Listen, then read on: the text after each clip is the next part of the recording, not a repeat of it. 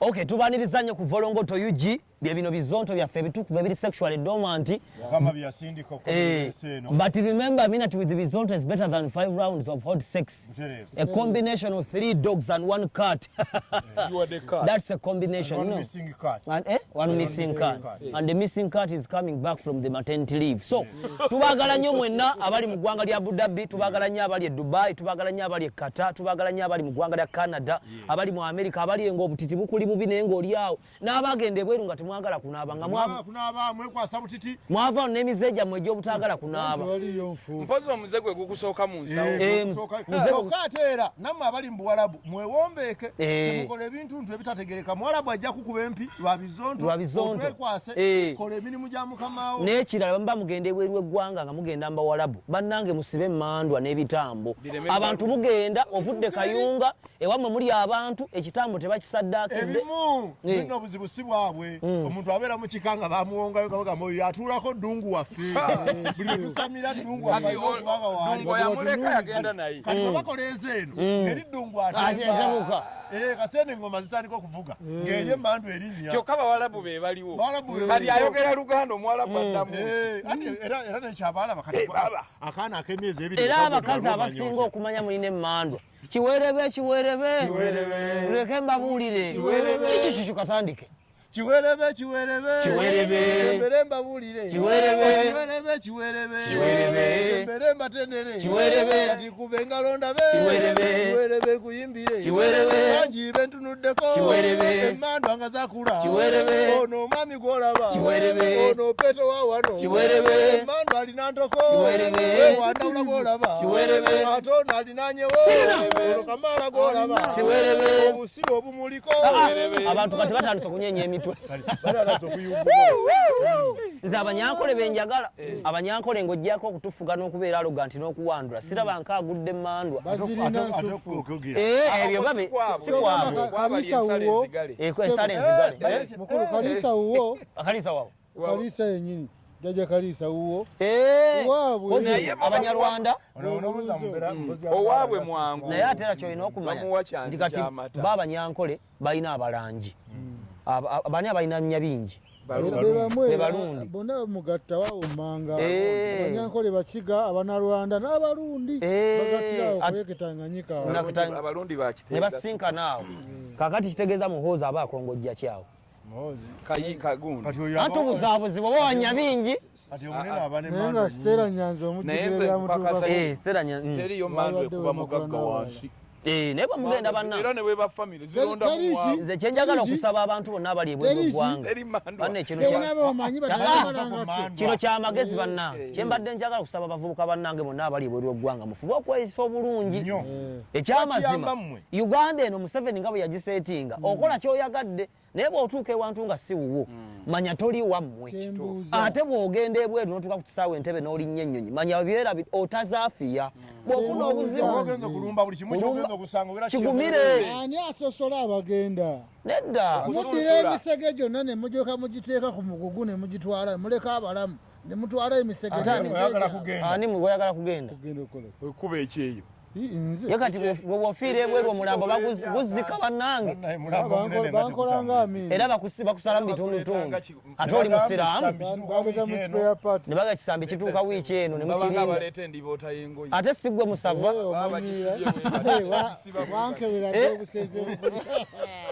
Naye nga bannange mbabuulira nti abali ebweru w'eggwanga bw'obanga baakubba dda mu ttaka okoze akasente ko kasindisa abaluganda bakalidde. Bakubbye bagulidde ettaka ewali ebijja. Bagulidde kulimba erusaze. Niwabate yagula wa kichoncho kisoncho olusenda gamba tewali kirumanga kuva mu Buwarabu ng'obonyeebonye. Oli atambula ayagala kulaba nze. Ndaba kamera yiri wali. Ne wese wakesi na togiyingire. Yabadde wiri eri. Ogenda wese. Okulira mu kyalo kibi. Akati badde ngamba abanange. Bakubba obusente obusindikidde kojja wagulidde wayita omwala ne wali omusambwa. Poloti yakulema okuzimbamu. Genda Mbaluba Properties. Genda ku Facebook otekemu Luba Properties. Bali mpererwe wali Gayaza Road. Abo balina land deals entuufu ebyaddala. Era bw'olaba bizonto bwoti. Manya Chicken Express wali ku Shell Capital Bombo Road. Manya SES Hotel Makerere. hoteli esinga ekibuga Tukola bwe tuti. Tugera ku Chicken Express ne tulya bulungi. Era we tugenda kati. Ne tuvaawo ne tugenda ku SS Hotel. Ne tuwumulamu. Massage ne ba baby. Ate twafa abali sexually dormant. Baba tukola massage. Oswadde. Shame upon you. Atoloman.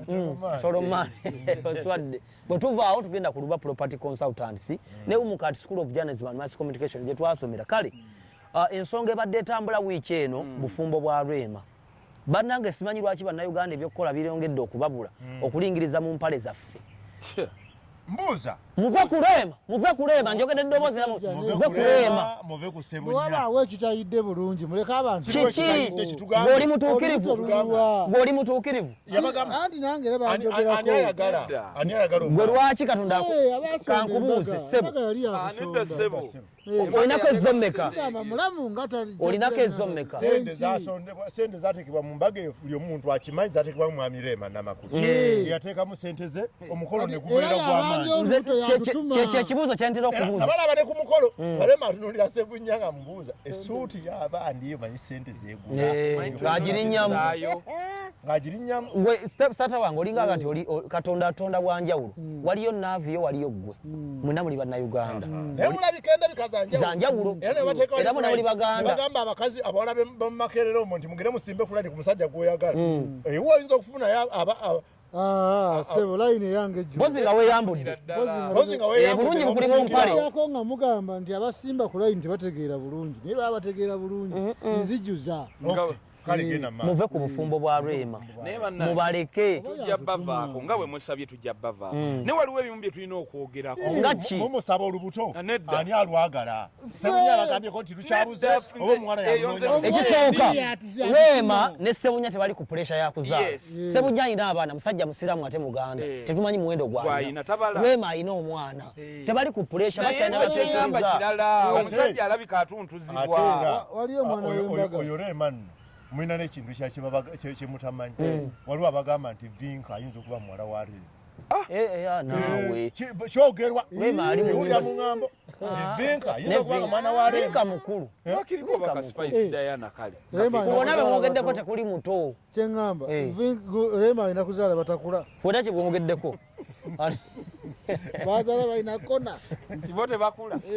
Bannange mulingiriza obufumbo waliwo abamawulire kati aba live wire mulemedde ku mwana abaani kati bonna abakola live wire mukwata microphone ozitwala mu maaso ga Ssebunya abagambe ki jamaka tuli stable tuliwe tuti love naawe Ssebunya guma tewali mulimu ogutaliiko bizibu ulira kino ne bw'obanga gwe n'ofuna omukazi ng'akusinga ssente ogufuulanga mulimu n'okeera buli kimu n'okikola n'olongoosa n'asiima n'akuba kuba kati nze ndaba Ssebunya wasobola okugaggawalira waawano kubanga ebiseera ebisinga omusaala guba mutonoko kyokka omusaala gw'omukyala tegubaako payers tegubaako NSSF bw'aba akuwa emitwalo 3 aba gross tekuli net oyo Rema ate kubanga akameeza akalekako 10 kati fiseena buli lunaku ne bw'ofisa ebiri Ssebunya ng'ofisa emitwalo ebiri ku sente z'akameeza yawula oba bulungi ekimukwala okuba empisa lwakugoba bwati ng'okwata akamwemeko Ssebunya akola mulimu ki musawo waki gayini akebera bitundu ekimutwala otaganjula embugo z'abanne yogwira ku mbuga enkadde kati kyetugamba kiriwo ekiri Ssebunya this is the simple way to reach to becoming wealthy. Ssebunya akasente wakaba kale bwe bakutuma omugaati ogw'2,500 guleke gula gwa 10 kuba musigalawo babiri sikyo na mwana togula bintu bingi ate mama atambudde babiri ne mugerako ne mami ku concert odolidde mulyayo wabula beera mwesigwa buno obusente bafuuwa Rwema abayimbi babala obusente obwo bajja kubala obubbi bujja kuleetera ebizibu oyinza okukoma kwanjula ne batakuba mbaga n'odiba naye mbuwangwa bwaffe wano omusajja yawasa byakyuka alina ssente kati kankulage weetegereza bulungi embaga ya Mama Fiina ng'abala amahale yali abalala bazi yawadde ebbaawo zikyawera oli akuwa miliyoni ze 2 jangu ozintonere abalala bemu 82 galiwo wamaffe tubabuulira nammwe abali ebweru w'eggwanga mwanoonya abasajja ababafeeze babaliridde obusente ffe weetuli tuli babwerere obeerawo n'ekintu kyo obeerawo n'eddame tukazanyisa tukazanyise katabuke. Ensonga endala ya munnaffe Pallaso. Pallaso omwana yagudde ku kizibu yafunye obuzibu. Tetwagala kuseka era saagala muntu aseka yenna kubanga this is not a laughing matter. Toseka olw'okunakuwala ennyo kanzijeko n'enkofiira.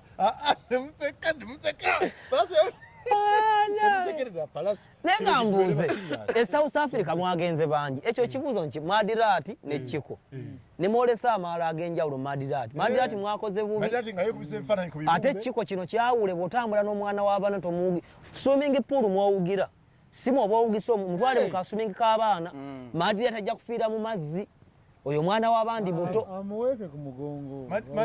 Madirati wano ne bw'aba atambulira mu takisi alina kuba wakameme ne wakameeme abo abwerere kukalera naye obubbi bwayitira mu Uganda asasula kati.